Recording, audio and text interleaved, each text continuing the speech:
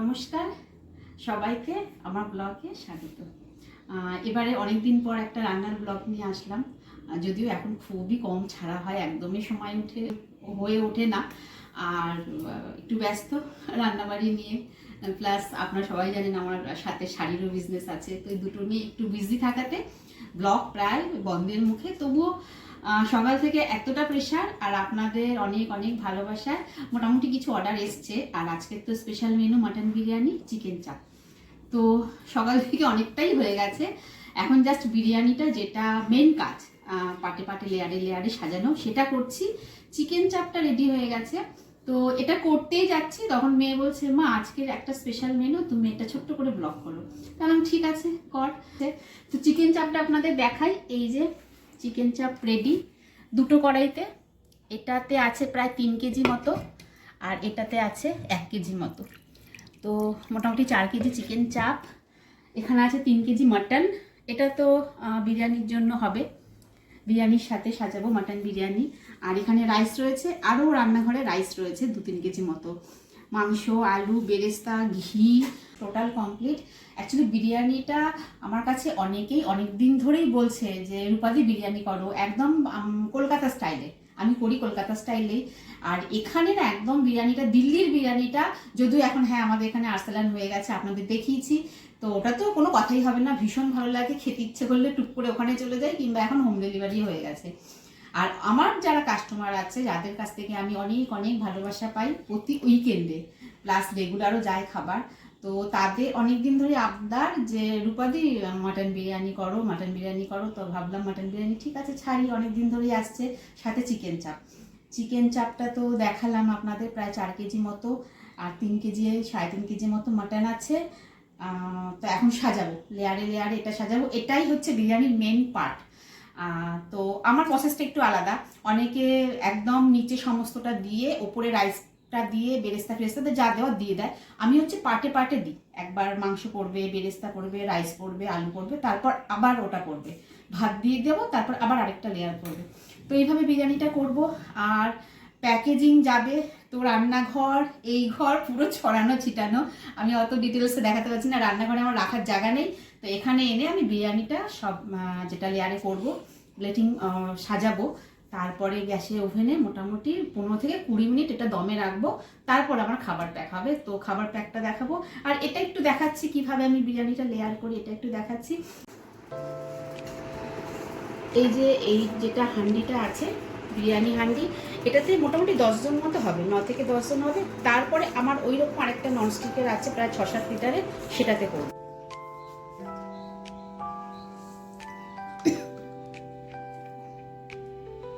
আর সব থেকে বড় কথা, সত্যি বলতে কি, এই সমস্ত জিনিস কেউ রোজ রোজ করেও না, রোজ খায়ও না। তো আমরা ভোজন রসিক বাঙালিরা ভীষণ বিরিয়ানি প্রিয়। তো একটু ঘি, একটু স্পাইসি, একদিন খাওয়া যেতেই পারে, সেটা মাসে 6 মাসে একদিন খাওয়া যেতেই পারে, কোনো সমস্যা নেই। এবার দেবো হচ্ছে মাংসটা, আগে একটু গ্রেভিটা দিয়ে দেবো, ঝোলটা আগে একটু নিচে দিয়ে দেবো, যাতে নিচে একদম লেগে না যায়। অবশ্য লাগে না, ননস্টিকে লাগেই না। আর এটাতে একদম ডাইরেক্ট হিটে বসানো হয় না, এটা একটা তাওয়ার ওপরে বসিয়ে, গ্যাসটাকে কমিয়ে দিয়ে তাওয়ার ওপরে বসিয়ে তারপর এটা বসানো হয়। এবার একটু রাইস,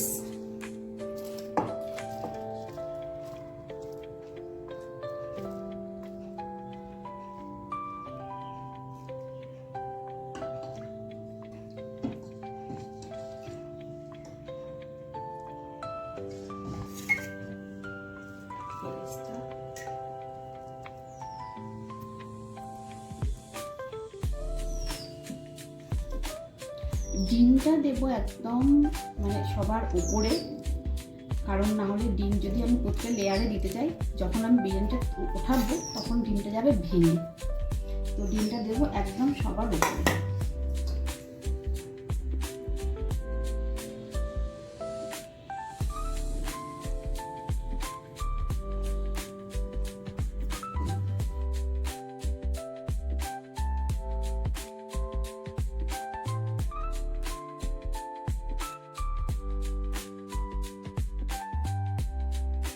এই যে আমার বিরিয়ানি যেটা লেয়ারে লেয়ারে সাজানোটা, সেটা কমপ্লিট। আর কিছু আলু আমি নিচে দিয়েছি আর বেশিটাই ওপরে দিয়েছি, কারণ অনেক সময় না তুলতে গিয়ে আলুটা ভেঙে যায়। তো আমি যখন সার্ভ করব তখন আলুটা আগে তুলে নিয়ে প্লেট করে মানে কন্টেনারে ভরে তারপর আলুটা দেবো। এতে আলুটা পুরো মানে অ্যাজ ইট ইজ থাকবে, নাহলে আলুটা ভেঙে যায়। এবারে এটার উপরে ফয়েল পেপার দিয়ে নিচে তাওয়া বসাবো গ্যাসের উপরে, তারপর এটা বসাবো। এবার আপনারা খেয়ে বলবেন কেমন লাগলো, কেমন হয়েছে। আমার এখন এগুলো সব ডেলিভারি যাবে, তো এখন সব প্যাকেজিং।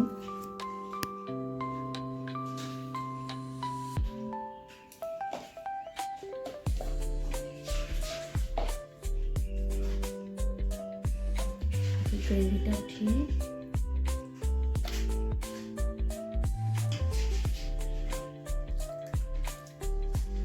আরেকটা জিনিস আমি বলে দিই, আমার রান্নাতে কিন্তু আমি এটা একদম ফুড কালার ইউজ করে নিই। এই কালারটা ন্যাচারাল, শুকনো লঙ্কার গুঁড়ো ছিল। আর এই যে পুরো যে ওপরে যেটা অয়েলটা দেখছেন এটা একদম ঘিয়ে। অ্যাকচুয়ালি চিকেন চাপ, চিকেন রেজালা এগুলো হচ্ছে মোগলাই ডিশ, তো তো এগুলোতে আমন্ড, কাজু, চারমগজ, তারপরে পোস্ত এটা অনেক পরিমাণে পড়ে, ওগুলোর তেল থাকে, প্লাস এটা হয় ঘিয়ে। তো এই যে ঘিটা ভাসছে এটা কিন্তু একদমই স্বাস্থ্যের পক্ষে ক্ষতি না। হ্যাঁ, অবশ্য রোজ রোজ তো খাওয়া যায় না, মাঝে সাঝে এটা ঠিক আছে। আর এটা হয়তো দেখে মনে হচ্ছে বেশ স্পাইসি, এটা একদমই স্পাইসি না, যেটুকু মশলাটা আর একদম ঝাল কম হয়। এগুলো একটু ডিশটা অন্যরকম হয়। ধরতে গেলে আমি যেহেতু ঝাল বেশি খাই, আমার কাছে একটু মিষ্টি মিষ্টি মনে হবে, তো একদম ঝাল হয় না, খেতে বেশ টেস্টি হয়। তো তারপর আপনারা রিভিউ দেবেন।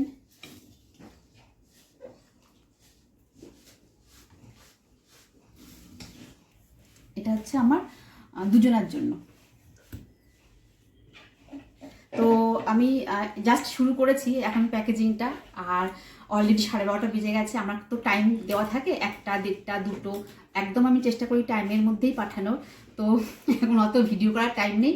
আমি প্যাকেজিংটা টোটাল কমপ্লিট করিনি, তারপর আপনাদের লাস্টে দেখাবো যেমন কত প্লেট যাচ্ছে। ঠিক আছে, কেউ 3 প্লেট নেবে, কেউ 4 প্লেট, কেউ 2 প্লেট, এরকমভাবে যাবে। তো দুপুরের খাবার বুঝতেই পাচ্ছেন, আর সবাইকে টাইমের মধ্যে পাঠাতে হবে। ঠিক আছে, আমি লাস্টে আবার দেখাবো আপনাদেরকে। প্রতিবারের মতোই এবারও সেই অবস্থা, যেটা হয় প্যাকিং করে পাঠানোটা এক একটা করে ওই সব তালগোল পাকিয়ে, এটাও ভিডিও করতে ভুলে গেছি, এখন যাচ্ছে। আর আমার এরকম চলে গেছে অনেকগুলো, তখন তাড়াহুড়ো করে আর হয়নি করা ভিডিও। এখন এই 2-3টে যাচ্ছে। এই যে প্যাকিং হয়ে, এই যে প্যাকিং করেছি, এরকম স্যালাড যাবে সাথে, এটা হয়ে গেছে। এটা একটা ফ্যামিলিতে যাচ্ছে 4টে প্লেট, আর এটা একটা যাবে। তো এই যে আমি এই হান্ডিতে করেছিলাম, এটাতে করেছিলাম, আরেকটা এরকম সেম আমার 5-6 লিটারের আছে, তো ওখানে করেছিলাম। তো অলমোস্ট সব ডান। হ্যাঁ, আর রাত্রে যাবে, আরও রাত্রে 2জন নেবে, ওরকমই 2-3 প্লেট করে। তো ওটা ঠিক আছে। চিকেন চাপ ডান, রাত্রে বিরিয়ানিটা আমি আবার আলাদা করে করব। তো এইরকমভাবে যদি আপনারা কেউ এরকম ছোটো মোটো কোনো অর্ডার 25-30 জন 20 জনের মতো কোনো অর্ডার দিতে চান, আরামসে আপনারা নিশ্চিন্ত হয়ে দিতে পারেন। বিরিয়ানি হোক, কোনো ট্র্যাডিশনাল বাঙালি খাবার হোক, যা হোক।